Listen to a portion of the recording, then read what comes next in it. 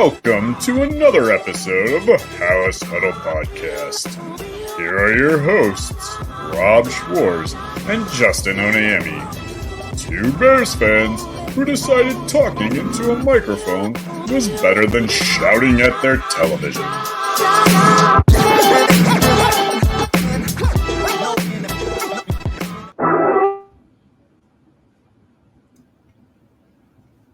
Welcome in, House Huddlers. Huddle up! This is episode 75. And we got... Just say the person, right? Yeah, Kyle Long. Ooh! Yeah, the only offensive lineman jersey I've ever owned and ever wanted to own. And I will never own another one again. There you go. Owen Krutz, nah, get out of here. Before we start the show, I just want to say two things. One, Justin and I have decided that we're kind of going to, unless there's like major breaking news, we're going to just kind of like go every other week with this because honestly, like we have a bunch of stuff going on in our like daytime lives and our wives and our kids. And not that we're wanting the show to like slow down in any way. It's just that talking about the same stuff over and over and over again right now, like it's just, yeah. I mean, the NFL wants you to think it's 365. Yes. And in this case, 366. It's a leap year. That's so they're right. like, don't forget, it's a leap year. That's right. You have to pay attention to the NFL 366 days this year. Don't take that day off. But, I mean, realistically, it's been the same dialogue consistently over and over. I'm kind of glad we don't have to talk about it daily. Yes. Like, how do you put a new spin on it each day? I've said the same stuff over and over and over again regarding the quarterback position because that seems to be all everyone wants to talk about. You try to talk about something else, and it's just back like to that. I mean, Bear Goggles on, right? Okay. I'm Rob Schwartz, Bear Goggles on. Always with me, my good buddy and co-host Justin Onayemi. We're trying to get right into it, you know. We are. Even the intro was a little different today. You almost saw us dancing to the intro music. Yeah, it's we were pumped because we've taken a week off. That's right. Like, that's the thing. Get our like 2-week energy. That's right. Coming off the bye. But I mean, I see it in my articles. I mean, if I write about anything else, it's like, the views are just not what they are. If I write about Caleb Williams or I write about Justin Fields or I write about the draft and what they're going to do, like, boom, clicks, right? And the decisions are still months away. Yes. Although, one scenario, we talked about how it could be a little sooner than we might think. Sure. In the event that they decide they want to trade Justin Fields, there may be some benefit of doing it a little earlier while teams are making their plans for quarterback. Yeah. Not like a draft day thing, which is the more exciting thing, I guess. I think nothing's going to happen, I don't think, before the combine, right? So the combine is when a lot of this stuff is going to happen. To me, the combine is underwear Olympics. I think I've said that on the show before. I don't view the combine as a way for me to, oh my gosh, I got to raise that guy up in my rankings, or that I'm not seeing enough there. What I use it for is, did I make the right decision with where I have people ranked based on the film that I've watched? And if not, like if something stands out, maybe I need to go back and rewatch that tape and see, okay, is it showing up? Is or it did he showing train up well for 3 months? Exactly. Right. And it could go both ways. Maybe good. They didn't train well. Right. I mean, Jalen Carter struggled in his pro day last year. Well, and we can see he had a great season for the Philadelphia Eagles. Like some guys just don't test well. Right. Jerry Rice, everyone got to have that 4.4 speed. I mean, yeah. Right. Interesting. Okay. So the other thing I wanted to talk about, and by the way, we have like really, really little no notes. We started talking pregame and we were like, oh, we should just hit record. Right. Exactly. It's going to be organic. That's right. We are at over 550 subscribers now. We set a goal at 750 in order to give this jersey away. I keep forgetting to bring it back up, but there's a jersey giveaway here for anyone who subscribes. Once we hit that mark, we're going to give a jersey away to one of our lucky subscribers. And Bears jersey of your choice. Yeah. Style. Right. You know, it started out as a Justin Fields jersey. I think it's good that we're not keeping it that way because I think there's enough people on the fence both ways. But yeah, so hit the subscribe button. You know, we say like, share it with your grandma, share it with your cousin. You know, you guys are going to the Super Bowl parties probably this upcoming week. There you go. Right. There's going to be a bunch of people there that are probably Bears fans because you're probably doing it locally, and share it. If you watch it, share it. Hey, if you subscribe to this YouTube channel, you can get a chance to get a Justin Fields jersey. Chicago Bears jersey of your choice. Jersey of your choice. But we are going to talk a lot about Justin Fields today because our last episode, if you hopefully listened, we did a creative way to talk about there are many ways to approach what to do with Justin Fields, what to do with the prospect of being able to draft. Yes. We assume Caleb Williams, but really anyone you see deemed fit with that number 1 pick. I have Drake Maye in the same class, same tier as Caleb Williams. And in that episode, I argued that it's time to go after that number 1 quarterback, which I believe would be Caleb Williams, and move on from Justin Fields. Bob Weiss was on the show as a host as well. Shout out to Bob. Shout out to Bob. I thought he did an excellent job talking about how you could go with Justin Fields, but not necessarily lock into him beyond committing, at least giving him his 5th-year option, build this team, and then still decide and have all those draft picks and see if that could be your route to another quarterback, or you ride it out with him. You brought up the 5th-year option, and some people were talking about that. I was in Discord going back and forth with some people right before the show. It's going to be roughly $24 million. Okay. And people are like, well, what happens if he doesn't pan out and you just spent $24 million? First of all, let's not worry about finances right now for 2025 because they have plenty. They just paid Cody Whitehair, what, $16 million to be horrible? Exactly. And end up a backup and get benched guard. Like whoever you take at 1 overall, that salary structure is way different than the Justin Fields salary structure that was taken at number 11. So he's getting paid, I think, $6 million for 2024, bumps up to 24 in 2025. That quarterback that you take now is going to be like $8 to $9 million right away. So you take that off, you're $15 to $16 million difference. No, and that's not even the argument, because I'm thinking if you don't give him that 5th-year option, you're basically looking at how do you replace him at that point. Right. You have to do it. If you keep Justin Fields, right. But I'm saying you shouldn't be comparing, we paid him $24 million and he didn't pan out. That was dumb. Because if you had to replace him, you'd have to go sign a free agent, right, and pay them at least $20 million. Right. If you're going to get a guy to come in and be your starter. Correct. So that's the difference. It's $4 million if you can get a guy at $20 million. And I do think some people say the argument is, well, you can use that money on free agency. Yes, you can. But free agency should not be how you build your team. And that's not how they plan to or have been. No. There are certain guys that you can get. But if you look at it, the guys that they got, Montez Sweat, it was a trade before they paid him. DJ Moore, they didn't even have to pay him because he had just gotten paid by the Panthers. Then, David Tepper's a moron. So there's ways to build this through the draft. And then you add a few guys here and there in free agency. It can't be, hey, we won free agency, because that doesn't work. So in the episode, you talked about not only keeping Fields now, but into the future, because he can be that guy. And we didn't really get into it that much because at the time they hadn't hired Waldron. Right. We had actually recorded the day before that announcement. So but he was mine and Bob's number 1 and your number 2. Yes. So we were pretty high on Waldron, and we do see what he's done with Geno Smith. Right. So could he do something like that for Justin Fields? And not just for Justin Fields, but for this offense. Correct. And so looking at him as the future or Bob's him as the present comes with you're trading the number 1 in all likelihood. We didn't talk about keeping it and drafting MHJ. You're going to be able to trade that. Yes. And so today's episode, we're going to talk about kind of how Ryan Poles has to look at this, whether that is drafting Caleb Williams at 1. I suppose we can throw in a quick drafting someone else at 1. Or if you're Fields, how do you trade out of that? Do you just trade back a little? Do you trade further back? And what that would mean for the expected value of what you could get. Right. So obviously the further back you go in the draft, the more draft capital you better receive, right? Or players. Yes. Because you can't move yourself out of the top 5, out of the top 10 and not get a haul, right?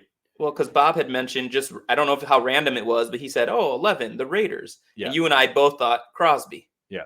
So maybe you don't get as many future seconds that they would tag on. Correct. Because you're getting Max Crosby. Correct. But you're still going to get that first this year, the 11, let's say, a first next year. Yeah. I mean, we'll get into that, right? We will. Okay. Yeah. So I mean, to me, I think there's 2 things we need to address. Do we quickly address the what you can get for Justin Fields. I think the quicker thing we address is the evaluation of Caleb Williams or a top prospect. Okay. Because what the Bears have to do is evaluate those quarterbacks and see, is this person like remarkably better than what we think Justin Fields can be? Right. And if you're blown away by a prospect, which is what we've heard Ryan Poles use as his reasoning, right? Blown away. You're resetting the clock. You draft that guy at 1. You still are bringing this guy into a good situation, we believe. A team on the rise. You're also picking at 9. You're also going to get assets now for trading Fields, or you would have already done that. Right. Because. So here's what, as you said, like, the reason it's not going to happen before the combine is I do think it's the interviews that are going to matter, right? They need to be in the interview room. They need to be having conversations with Caleb Williams, Drake Maye, get inside these guys' psyches, figure out how they are with, what you can throw at them with their football IQ. How are they reading pre-snap stuff that you throw at them with the whatever, an iPad thrown on a projector, however they're going to do it in the room. I believe the NFL is officially Microsoft. So Microsoft, that's right. It's a Surface. Yes. Get it right. Yeah, I believe so. So, and then you got, throwing darts and hitting golf balls because you want to see how competitive they are. I mean, whatever you think you need to do. But that's a joke somewhat, right? It is, but how much of the interview should the Bears have to be selling themselves? Because specifically when you hear Caleb Williams and what his camp is saying or not saying and all that stuff. I think it's the not. You hold, but here's what my point though is: you hold the number 1 pick. You do, and you can pick whoever you want to pick. Now there have in history been top prospects, particularly at quarterback. It normally is, although I believe there might be other examples where that top prospect might kind of say, you know what, I don't want to go that place, or try to leverage the situation to get out of there. There was a little whisper of that.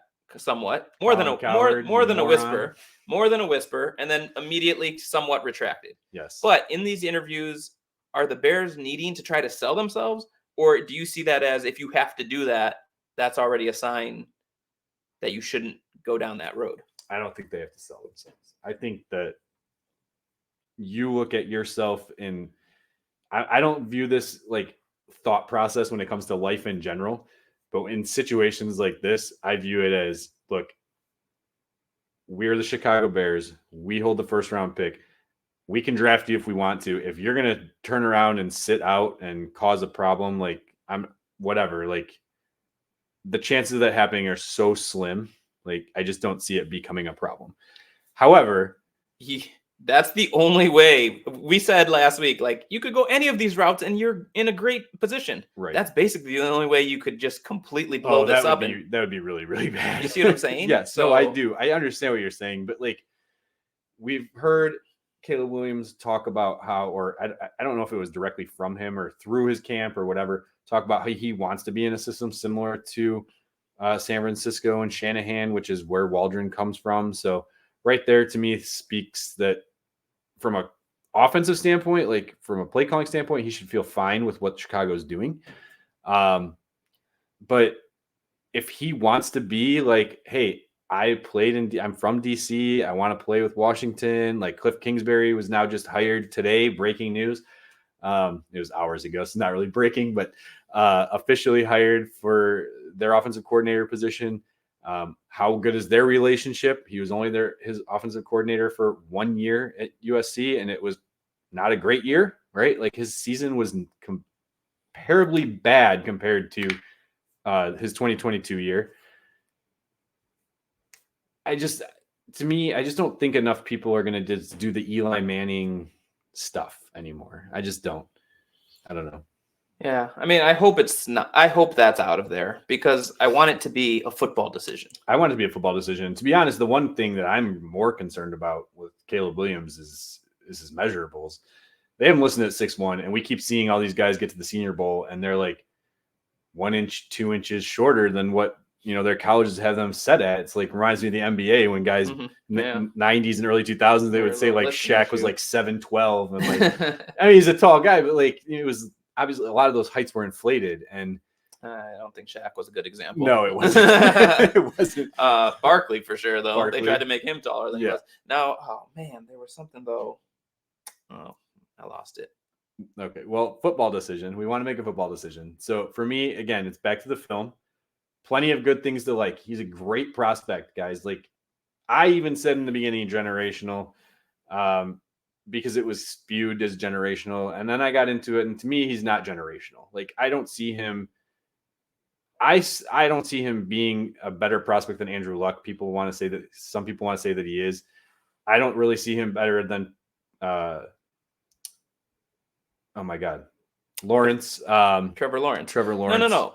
Don't say no. What you said before the show when we said, why have we not started recording, was you see him being approximately what Trevor Lawrence was. I see him as a Trevor Lawrence, but I had Justin Fields ranked just as high as Trevor Lawrence. Okay, but Trevor Lawrence and Justin Fields were in the same draft. Yes. We didn't know at the time that the Bears were going to make a move for Fields. In fact, I just heard today that it was a draft day decision or something like that, but I didn't look too much into that. But anyway, we didn't know they were going that route. It was a gutsy move to move up and make that move. Yes. But Trevor Lawrence was for the most part, consensus one, would you say? Yes. And So has had the 4,000-yard season, has led a team to the playoffs. Yes. Didn't come to the best situation, although I think they were similar to the Bears. Their biggest issue was their coach. Fair enough. Which they fixed. If you could get Trevor Lawrence on a rookie deal right now, you would take that. I wouldn't. Probably over what you're getting out of Fields. Now, it's not as simple as hindsight, that because of moves you could get. Hindsight, knowing what we've seen from Justin Fields over the last 3 years, and looking at what I saw as Trevor Lawrence as a prospect and not what he's done in the NFL, yes. And this is why I think Chicago is going to take Caleb Williams first overall. I pushed back on the whole idea. And I guys, I've said it many times, like I am a Ryan Poles supporter. That said, like I am not, and I think it was a good thing that I was the future, because I am probably out of our three, the one who's still holding on to the hope of Justin Fields, right? Like, so wait, this is what I'm asking though. When you projected Williams as Trevor Lawrence, you're saying as prospects, or yes, you are projecting he would have a similar no, I'm not career, I don't look at prospects in comparison to what people have done in the NFL. You can't, because you see guys that look amazing. Jamarcus Russell was supposed to be amazing, right? And then like the guy just Ryan Leaf was supposed to be amazing. Like it's just too difficult to like compare them to players what they've done in the NFL. Well, so or a lot of it has to do with the situations they come into. Sure. And you look at the Bears situation, I think is pretty good. That's what I was going to say earlier. It's good. That's what I was going to say earlier, though. Not what about this idea that, the Bears have never had a quarterback? Yeah, we're aware. But that doesn't mean they can't get a guy. Of course not. We thought Justin Fields could be that Waldron guy. Is brand new to the Bears. Yes. And has shown a history of being able to develop a quarterback, install a system, as Bob was pointing out. Yes. And so just because it's never been done, in fact, that actually is like you can be the Jordan. You can be the Jordan of the city. Yes. And let's not forget, Justin Fields wasn't Ryan Poles' guy. Right. That was the prior regime. Yeah. He has no. Well, I brought that up. I mean, he has no. They gave him 2 years to prove himself. Now, were they the best two scenarios? Absolutely not. When you fire your coordinator and trade away most of the talent, tells you on that the team, you don't believe in your coordinator either. Oh, well, I was talking about year one of Poles. They didn't put him in a position to be all that successful. No. So to then use that against him in evaluation, but right, it's the same reason why we shouldn't hold Matt Eberflus to the 3-14 season, because what did he have to work with? Right. So to me, the grade came this year, and you saw a good job from him in many areas. Not great. It could be deceptively seen as good, as I think you were pointing out pre. So my issue with the record, and people keep bringing up how they're a 7-win team, and they were 3 blown wins away from being a 10-win team and being in the playoffs. Yes, and you can't control. We say this all the time. You cannot control who you play. They had the easiest schedule in the NFL, and the teams that they were beating that were good were the Lions, and I want to say the Vikings, but the Vikings didn't even have Kirk Cousins, right? Or so Jefferson. It's like, Jefferson, right? So it's like you're beating the teams that you have now seen 3 times previous, so you have a good idea of what those teams are doing. You finally get the win over them. You've only beaten them twice. You can't beat the Packers to end the season. Yeah, I mean, I don't even look at it that way. Here's the way I look at it. In the NFL, typically you got 2, 3, maybe 4 teams that are like, whoa, these are the juggernauts. We have talked about Then you got 5, 6, and the sometimes. Chiefs weren't even one of them this year. Sometimes you have as many as 6 that are like, ugh, those are disasters. Those are dumpster fires. And those are coaches that are being fired. Yes. And then you got everyone else. And if you can be in the everyone else and you win the 3 games that you should have won, yes, you're in the playoffs. You lose them all, Agreed. You're picking 9th. But like, if we're going to compare it to like what, and I don't like comparing to what the Lions did, but if we're going to compare it to what the Lions did the year before, they were holding their own against good teams and still losing in the beginning of the year. And then they were beating better teams to finish out the year and knocked Green Bay out of the playoffs at the last game. Like, to me, like when you're beating the Cardinals, who are just not a good team, they were a lot better when Kyler Murray came back. They were, but a lot of the teams that you were playing they beat against the Eagles, not even their when the Eagles had to win. Sure, but they're not even like a lot of the games they played weren't even against starting quarterbacks. Yeah. Again, you can't change who you're playing or when you're playing them. I understand that. Well, 2 of their wins came with not their starting quarterback. Yes. I mean, it's all. Football. You need a winning culture, and that's and they're what we starting kept trying to say. That's what they needed to do. You're starting to have that. That's the reason why Matty Eberflus is still here. They wanted the continuity, and I'm fine with it. I'm on board with it because. So is that still part of why you feel attached to Justin Fields? That's a big part of it. Why? Why can't that be separated? If Shane Waldron is who is going to matter next year to either Justin Fields, Caleb Williams, Drake Maye, whoever the hell you bring in. Do you hear what the locker room's saying though? Like, to me, yes, you bring in a rookie and they start winning, fantastic. Winning cures everything. I've said it 100,000 times. But when your locker room wants a specific player, like that's something you have to at least weigh in your evaluation.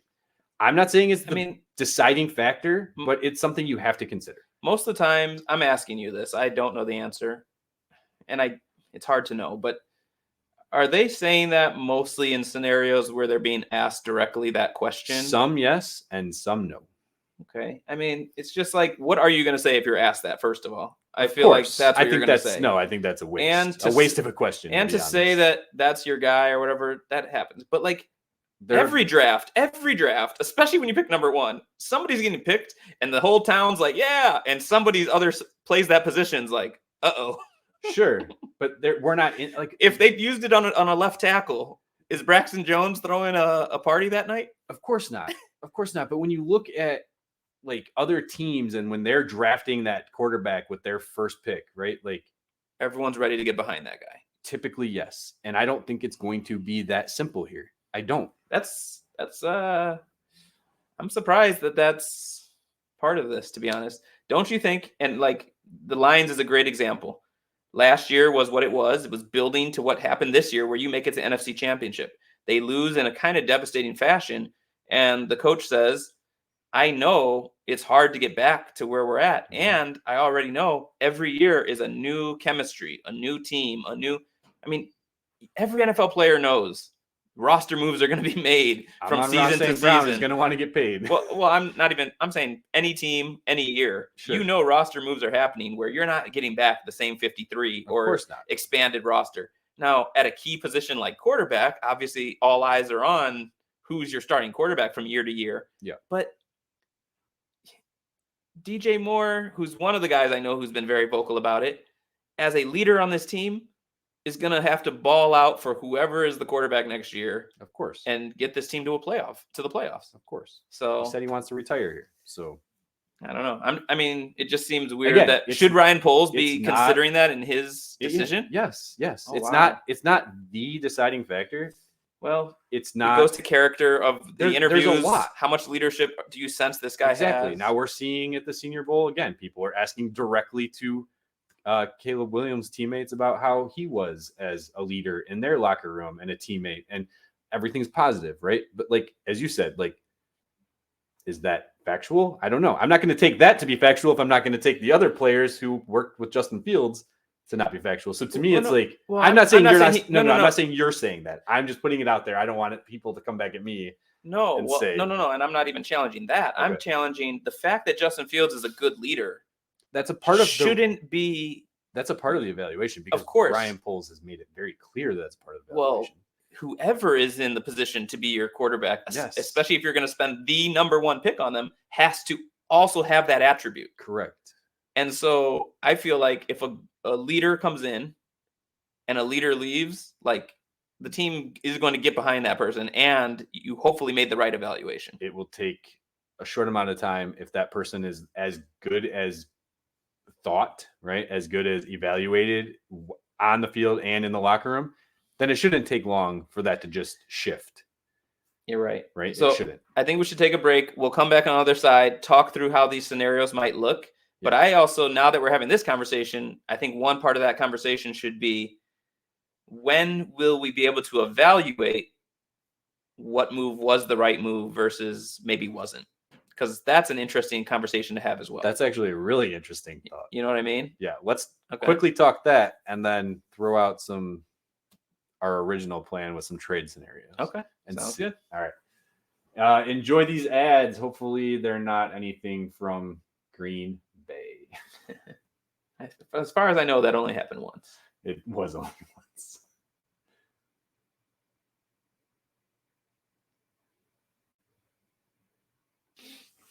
And we are back with the Kyle Long episode. I'm not going to tell you the number. You should already know. That's right. So before, we're just talking about what everyone's talking about, which is what to do in the drafting Caleb Williams versus keeping Justin Fields debate. And so what we're going to do now is kind of talk deeper into what those would actually look like, try to put some thoughts into what kind of capital you could get in trades. And then the added little nugget we just talked about prior to the break is that with these scenarios, we want to see, like, how far into the future do you have to go before you can look and see, like, which one was the better decision? And I say it that way because I still think both of these could go very well. Yes. And I mean, they're in my opinion, a win-win situation.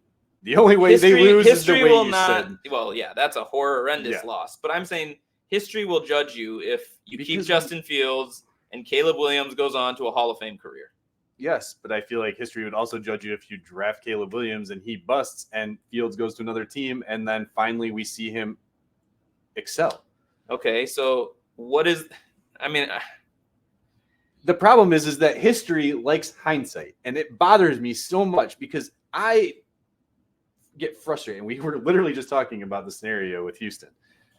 You brought up, in my opinion, was a great just like thought, right? Like if Houston saw what they gave up, and you had the opportunity to get Darnell Wright, DJ Moore, and Tyreek Stevenson, and the number one pick. Would they trade CJ Stroud straight up for that right now?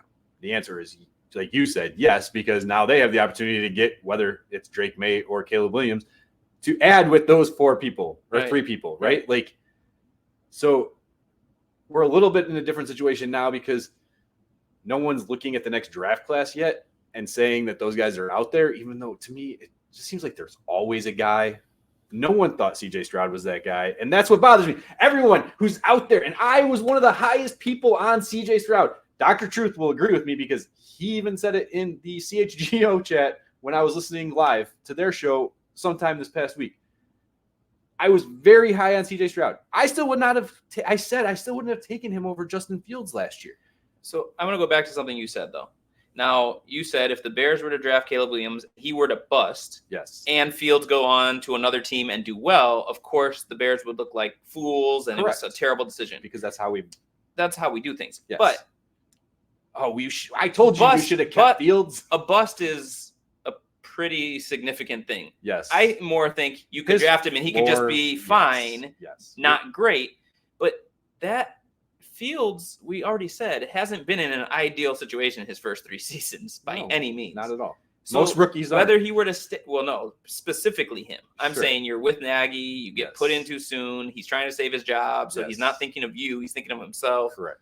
Then we talked about what the 2 years with the Bears have been, or the new regime Bears. Correct. But whether the Bears keep him or he were to go to another team, there's a okay chance, I think, that he can still take another step. Like Bob said, he already is middle of the league. Yeah. He could be into that next tier potentially. I mean, he's progressed every year. Whether he's progressed enough, he has progressed every year. But that's still a separate evaluation of what you project another person will do. And we've talked about it before. Looking at Caleb Williams' floor, his floor should be what we've seen from Justin Fields now. Right. Now, because Justin Fields didn't reach his ceiling. It's going to be unfair either way, to be honest, in how it gets evaluated. But let's talk about first. Well, let's go back to how you wanted to analyze it before. Is let's say Chicago does trade and Caleb Williams goes somewhere else. Okay. Right. And how long does it take for us to actually kick in that evaluation? The reasonable answer is probably 3 seasons. Reasonable. 2 to 3. Yes. But it's not going to be reasonable. It won't be. Because he's the high-profile number 1 pick. Especially with the Chicago Bears. And because this team already, take away the number 1 pick. Let's say they never got the number 1 pick, and it was more that weird scenario where Carolina earns the 7th, let's say. Okay. So now Caleb Williams wouldn't even been in the discussion. Right. And you're just going to add good pieces to Fields and the team you have now. Is most likely what they were going to do. Right? Are you going to go after Penix? Or? No, but I'm saying in that scenario, all Bears fans would be thinking, all right, we're going to get 2 solid pieces here. Yeah. This is a team headed to the playoffs. Yeah. Okay. So in the scenario where you're not drafting Williams, what you trade for, you're even better positioned to make a bigger splash and put pieces around Fields. Right. So he pretty much has to lead this team to the playoffs next season before people are already having doubts about had you kept him, kind of regardless of what Williams shows. It'll be unfair. So I think it's going to be much faster with this particular decision. 1 season more likely. Yeah, I guess maybe because I try to be more rational and I hate just again, I don't like the hindsight and I try to understand that these are rookies that are coming in and it takes some time for them to get acclimated, especially when they're the guy that's just thrown out there and not like Jordan Love or even Patrick Mahomes, who got to sit for a year, right? That behind a quarterback who was on an MVP caliber level, with Kansas City. Performance, and knows the league, knows the playbook that you're coming into, right? I mean, even there is still something to be said for guys running college systems and things like that. Williams never comes under center, right? Very rarely. So you're even talking about stuff like that, where this, he's a top-notch prospect and obviously can be coached and all those things, but learning footwork, we saw that going into year 2 for Fields still being an issue into year 3. Even. I mean, again, I would go back to the whole which step back, which foot you put first, forward, right? Yeah, that changed from year 2 to year 3 for him, and it's so I guess just let him play. I guess we kind of did it backwards. We did, but that's fine. I like how it went, and so now let's talk what scenarios if you trade might be able to look at. Ryan Poles hat on. Okay. We are already gone through our evaluations. Okay. And we're getting to the point where it's all right, we've already gotten some calls, right? What do we want? Blah, blah, blah. It's heated up. We're at the combine. Physical conversations are taking place. We're, it's similar to what happened last year. It was supposed to be a 3-way trade with Houston, Chicago, and Carolina. Then it just kind of went to just Chicago and Carolina. Probably when they said they'll throw in DJ Moore. Probably. So we're at that point, and now we have to make a decision because teams have also called us about Justin Fields. Teams that aren't in the spot to be able to actually move up and get another quarterback. Maybe Pittsburgh down in the 20s, or people still say Atlanta. Maybe Atlanta, which is at 8, which you could take another quarterback at that point. Maybe it's Oakland. I think it was 11 or 13. Vegas. I'm sorry, Vegas. I still call them Oakland. I even wrote Oakland in my text message. You need a jar or something. Like a douchebag jar. Nugo reference. We would also be required to put in things when we make a New Girl reference. There we go. We should do that. That'll be how we raise our funds to pay for the jersey. There you go. That's right. So we're at the point where we got to, how's the saying go? Shit or get off the pot, right? Yeah. That's where we're at. Now we got to make a decision. We got Washington on the phone. But let me just stop real quick, though. Okay. So we're going to make that decision at that point. And if you at that point are Williams is our guy, and you have a good deal set up for Fields, we could see that deal. The DJ Moore one went through March 10th last year? March 10th, yes. Okay. Now, my question, though, is can anything change between March 10th and the draft where you still would trade Fields You're saying, or do you have to already know the decision then? I think you're trading Fields. You'll March 15th at the latest. So if that doesn't happen, 20th, then we know they're trading the number 1 pick, because and they would do that early as well. Because other teams want to know who their quarterback is going to be and who to build around. So I understand. Other teams aren't going to wait around. I understand. So, but I'm saying, do you think they're already done with their decision on if Williams or any other prospect is the guy by March 15th? Yes. Nothing can change between then and draft day? I mean, if we have like a Laramie Tunsil situation. There you go. That's true. But I wasn't even thinking along those lines, but I mean, like a domestic violence situation. So wait, okay. Like so let's say Jalen Carter situation. Yeah, I get you. I get you. Things can happen. But let's say by March 15th, you've basically made your mind up. Yes. And you decide you are keeping Fields. Sure. Is that when you trade the 1, or do you let that go all the way up to draft day? I think it depends on how many let teams. people get desperate. I think it depends on how many teams are involved. I think it depends on how many teams are, other teams are willing to give up. I mean, they did it late or early, I should say, last year, and it was kind of shocking, actually. Yes, even Ryan Poles felt like it was shocking, but he felt like he wasn't going to get any more than that, so he took the bite. But this could be different, and he was right. But this could be different because of who is at stake, and because if you stayed at 1, the possibility of getting a guy like MHJ. Even though I think the more I look at some of these other receivers, I still start to wonder, like, is he that much better than I think if teams know that Chicago's keeping Fields, which again, they won't know that at this point, but if they know Chicago's keeping Fields, you're going to be just getting call after call after call after call for that pick. And eventually it's just going to be exhausting. Just what's best take offer, the best deal, right? And then you move on. Yeah. And I don't think it'll be a draft day thing. It would probably be at least a few weeks leading up to the draft. Right.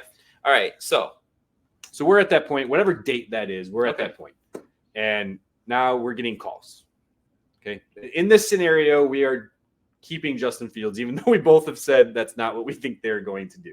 But we want to weigh out, because what's happening a lot that I see on social media, even in other like CHGO Discord chat for the diehards, like what I'm seeing a lot are people expecting something that to me seems very unrealistic. And I want to look at what is a realistic trade for a team like, say, Washington to move from 2 to 1. It's one spot. You're literally talking on that draft scale, a 4th round pick. I mean, it's not a lot. Like the thing is that draft scale goes out the window when there's certain players involved. Exactly. Right. And there's other teams trying to move up. Like that's why the draft scale chart, you can't just use it. So I'm afraid from apples to apples. I'm afraid that what I have in my head of what they could get from Washington for No. I think I'm scaring you too much here. Okay. So here, tell us what you think. I wrote an article about this not that long ago. In my opinion, the best that they are going to be able to receive is you swap 1 and 2, right? Obvious. Clearly. You get either the 36 or the 40, which is their 2nd round pick, or the 2nd round pick Chicago gave them in the Montez Sweat deal, which that'd be funny that you get Montez Sweat for basically free. And then you get to put him in the little markup, right? Because technically he'd be a part of the trade in the graphic, right? Traded him for himself. Right. And then a 2025 first. Okay. So you're still getting 2 firsts. I mean, that's already, but again, people are like 3 firsts, 3 seconds. I'm not even answering the phone. Like, no, like that's not realistic. But that's big. And he's a rookie quarterback. Hold on, I'm not done yet. Okay. And a 2026 second. Wow. That's what I think the max amount that you could, but I think it's realistic. I think it's not crazy, like over the top. I want 3 first-round picks, 3 second-round picks, Daron Payne, Terry McLaurin. Like, come on. So that is, to me, already what I would call a haul. Okay. I think that's a haul. But are you considering it? Of course you're considering that. Are you taking it? Without knowing all the intangibles of what Ryan Poles gets. I'm not going to tell you yes to that because, I wanted to put like you said, there's going to be so many calls coming in. Sure. That's one possible way to go. Sure. Now, the reason that's a different one, though, is on March 15th, this is why I was asking the timing of all these things. You make that trade. On March 16th, I'm shopping number 2. Oh, for sure. That was my article at Bear Goggles. I'm shopping number 2 now. A double trade down is and very I still got Marvin Harrison Jr. at 3, guys. So, and it doesn't even have to be that scenario. Right. So I believe one thing that kind of but in gets that forgotten is that the scenario- Bears are coming in low on picks this season or this particular draft, Yeah. but are going to be able to recoup things with these trades. In that scenario, though, Ryan Poles would have to play it out that he doesn't know that he's keeping Justin Fields, and he's fine with taking Drake May. Right, but then No, he keeps see, Justin that's why I'm Fields, saying and then you trade these down things from are 2. Nobody would 3. think him trading 1 to 2. Oh, you think that's just I'm because just we saying with want the May? double trade, right? Because then if you that because I don't think otherwise, so. why would anyone move up if you know you're keeping Justin Fields? Why would New England try to move up? I don't think they would. From 3 to 2. If they know Chicago's keeping Fields, just No, make because they Foles know make a any pick. team because they know the Bears need more picks, and they know the Bears are comfortable. I guess it depends on how far back they're going to go. I think a lot of teams would. It depends on also the grades. On that Does everyone right, see exactly? No one sees Williams them the here, but May like right here, and Right. then a bunch of other guys. same. Right? Or maybe they have Jaden Daniels high enough where they're like, "Oh, we'll just take Somebody what's would come up left." all the way up above New England. That's what Sure. New England has to be worried about. Sure, Because I wasn't only talking about 2 to then 3. I know, but I want Marvin Harrison. Okay, I'm talking 2 to anywhere is pretty likely. Sure. Somebody wants that. Come All all right. the way up to 2. All right. Okay. Well, let's skip 2, and that trade, it's on the table. We're thinking about it. All right. All right. So now we got trade scenario number 2. New England's on the phone. They want to move from 3 to 1. They want Caleb Williams. What is it going to take for them to move up? In this case, they have to give up more than what we were just offered from Washington, right? So in this case, I do think you're going to get possibly 3 firsts. And I'm probably still being a little overzealous in that thought process, but let's say they get 1 to 3. Pick number 3, of course. Okay, 1 to 3. You're going to get whatever their second round pick is. I think it's 38. I could be wrong. You're going to get 2025 first. 2025 first, and then you got to sweeten the pot. So it's got to be a 2026 first, right? So now you're getting 2 future firsts, a second round pick, and the swap. And you still get Marvin Harrison. And you still get Marvin Harrison, which honestly could be the better trade. Yeah, because you're Because getting if you've already first. changed or chosen that you're moving on from Caleb Williams, move back to 3, and now your first round or your 2026 is a first instead of a second. Right. But that's how these things work out. It's not whatever you think is going to happen. What you want is going to happen because that's not how NFL works. That would be a historic trade. The No one's calculus ever on this gonna is be so doing this. challenging, though, It's like those because the next thing we should talk Those about GIFs is where, moving like, you just mid-round. see all Yeah. that. Oh, yeah. I love that one. But if you trade more to the mid, yes. not even mid-round, but Okay. 8 or later. So let's look at 4 isn't probably not going to happen because Cardinals are going to stick with Kyler Murray. 5 is probably not going to happen unless you take Jim Harbaugh for his word and he wants JJ McCarthy at 1.01. Oh my gosh. That He should be fired already then. Oh God, yes. Because they got Justin Herbert, right? Like No, I was he's joking, going to stay but- there, right? I'm blanking on who's at 6 and 7. No. Should have had. The Giants are one of them. Giants. but I Giants don't are know one what of my them. phone is, so. I'm blanking on the other one. Then you got Atlanta at 8, Atlanta's 8 for sure. right? So into that range, what are we thinking needs to come out of it? Well, in that case, now we got the Washington deal. You have your first round picks. Your Washington your New England deal. So you have your first round It's swap, got to be more than that. right? You got your first round swap. You have a future. 2 future firsts I'm sorry. You have a second round pick. of this draft. Yes, of this draft. You have at least a future first in 2025 and at least a future first in 2026. Now is where it gets interesting. Do you get future seconds involved? Do you get a player involved? Right. Yep. Right? And that's where And they set the precedent for that with the DJ Moore addition to that Correct. other trade. correct. And Back that to was 9. 9 to 1. Yeah. Right? That was 3 firsts. Yeah. That was A no, second. it was 2 firsts. Right? That year. 2025 is this not one, a first round and pick. it's a second. It's a second. Mhm. Yeah. So it was 2 Probably firsts. because of the DJ Moore throw in. And then you got DJ Moore.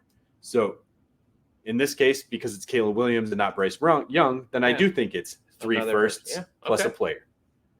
Now you go out of the top 10. I mean, now you're talking 3 firsts. You're And talking you're still in the multiple top seconds 10 because your pick's 9. right. So now you're talking 3 firsts. You're talking multiple seconds, and there has to be a player involved. Ryan Poles cannot make a decision today as much as we want him to. There are so many things to weigh out. You're going to have a giant board in Hallis Hall. We're going to have a board. There's going to be a pros list and a cons list and who we have where and who we have here. And they're going to have their color coding of blah, blah, blah is this rank and blah, blah, blah is that rank. And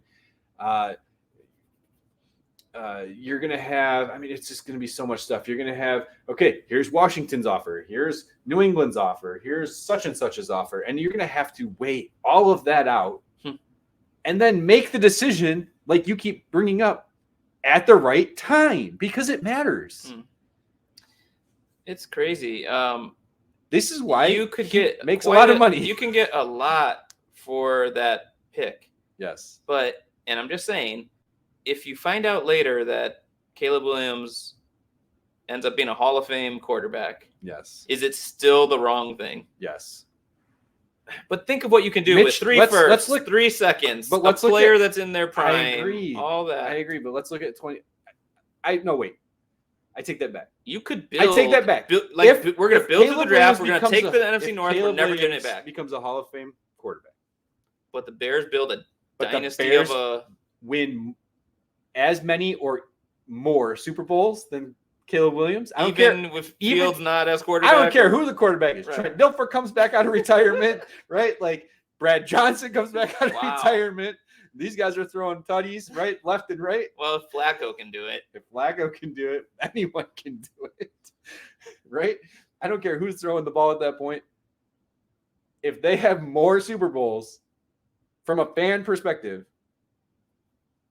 then I don't give a shit if Caleb Williams is the Hall of Fame quarterback. It's going to be wild, man. The only thing I can do to just remain level-headed about it is just say that I feel good about Ryan Poles as a decision maker. Yes. But I do not envy the position he's in. No. Because as good as all the things you just said sound, yes, the day he executes it, it's possible he made the wrong decision. We keep talking about it's a win-win. He goes the other way, and it's possible it's already seen as like you made the wrong decision. We keep talking about how it's a win-win. But I guarantee you that when that decision is made, whatever that decision may be, because here's the thing, as we get closer and closer to the draft, if nothing happens, then we just know it's Caleb Williams, right? You would assume, yeah. The people that want Justin Fields, the people who are like Justin Fields truthers way more than I'm a Justin Fields truther, right? Like it's Justin Fields or nothing. Like, no, Caleb Williams is a bust. Like, you guys are more like those that's people. Weird to take that energy already, and project it onto a different person. But those people are already destroying Ryan Poles in their mind as like it's not a win-win situation for him from the public's perspective, of course, because there's always going to be multiple sides. Well, I guess if you feel that strongly, then what team he gets traded to, I guess you have to adopt the allegiance and just go be a fan of that team. You have to. That's why I keep saying this is not. He is just one player on a roster. Yes. At the most critical, high-profile position. Yes. But if you think there's a guy who's on a Hall of Fame track, and that's not me saying he is, but let's be honest, the hype surrounding him is there. And when you draft a quarterback at number 1, you are hoping that guy is Pro Bowl guy, all-pro guy, leading you to playoffs multiple times, winning a title, passing records that have been there, especially when your records aren't good. Your records aren't that good. But any team getting a number 1 quarterback is hoping this guy is that dude. So it's going to be very interesting. But hopefully this is kind of us talking through it all and then not having to talk about it and being able to talk about other stuff. Yes, I want to dive into other areas of this roster. Yeah, there's more to it than just this. Yes, and that's why it's important for Ryan Poles to not just look at it pigeonholed, right? Because there are ways to build teams outside of just focusing in that area. All right, so I don't think I could do what I'm about to ask you to do. So maybe you can and save the show, or we're both going to look kind of foolish. But what's the ideal situation to do? I mean, dream scenario or ideal situation realistically? Because dream scenario to me would be that you get a Hall 2, what we mentioned. From 1 to 2. From 1 to 2. And you get another medium Hall from 3 to somewhere still within the top 10. 2 to somewhere in the top 10. Yeah. and you're getting just crazy. But I am future on capital. record, even tonight, I am on record that if I was offered that Washington deal, not knowing what I know, not knowing what Ryan Poles knows, right? Not having that inside track, I would, thank you. Let's move on. I would take that deal. Take which one? The Washington trade that we presented. I would take that trade. But what if the real way to do this though is a compromise of kind of both? You trade as far back as you can from one, knowing that gets you the most in terms of player throw in and more future firsts, more future seconds. But then you're not going that far back. How far back is the farthest? 11. You take 9 and 11 to go up, if you can, as high up as you want to make that real splashy splash, but you still have all that other future capital. You're still getting a second. You're still getting just another option, another scenario you got to play out. I know it's a lot, but you got to have trade partners. You can't force trades. Well, obviously, you're going to have them for one. Mm-hmm. I don't know about the other ones. Well, in the future episodes, like we said, there's other positions, there's other needs on this team. Yes, there's a lot you have to do. My thing is, I look at this roster and I don't think they're a quarterback away. When you look at, I said this before the pre-show, and I didn't get a chance to actually say it the way that I said it pre-show now. If you look at Caleb Williams, he's a Trevor Lawrence type prospect with the addition of a Mahomes-esque presentation. Yeah, the ability to throw off script, the ability to throw the multiple arm angles. He's got a great arm. His release is faster than Fields. He is a better prospect than Fields. People don't try to say that I'm saying that he's not, because that he is. But Mahomes is Mahomes, and we don't get them very often. And I just can't imagine, we always try to compare everyone to what we've seen in the NFL versus just let them be them. And we have to let it play out. I don't think we're going to ever, I don't want to say ever. I don't think we're going to see two Mahomes at the same time. Well, let me ask you this. Is CJ Stroud already for sure a better quarterback than Bryce Young? Yes. And that will always be true. Yes. There's no sophomore slump coming for Stroud and some kind of resurgence coming for Bryce Young. There won't be a resurgence, so yes. Okay. So, that's already just been shown. In my mind, and yes. Proven. In my mind, yes. Okay, so, I don't know. There's layers to this is what I'm saying. Yeah. You want to know what tier your guy, how Bob laid it out. What tier is your guy capable of getting to? Sure. The tier for Williams, is very high. And that's my point is it's not Fields just saying it's not. I'm not lazily analyzing this as being well, he has some things in common with Mahomes, so he's going to be the next Mahomes. Right. No, you're not. Don't look at it that way. But do you think those people? But do you think he can be regularly in the top 3 quarterbacks of the conference you're in, or the top 5 of the conference you're in? Because if you think he can on year after year after year, you're in the conversation. Especially when you have a roster you hope and think with a few wise moves can be competitive right away. For sure. Which I'm honestly talking out on both sides of my mouth. It's hard not to. And that's why I just want hit the fast forward button, find out what happens. And then, that's why we need to move on to other topics next. So we will. Well, in 2 weeks. Next week is the Super Bowl. It is also, and I know she's not going to listen to the show, but it's also Justin's wife's birthday. So That's Dana, right. happy birthday. Happy birthday. Since we won't be recording, it's now on record. And obviously we won't be recording that night for those main one reason, but obviously 2 reasons. If the Bears were in it, we'd do a live stream or something. Sure. I don't know. Actually, I don't even know what to do. No, if the Bears are in it, we're doing a live stream with the whole house. There we go. All right. Yeah. We'll let guests come and year, speak. right? My kids, your kids. Yeah. Big event. Caleb So hopefully Williams, a year away. All right, man. Nice job. Bear down. Bear down.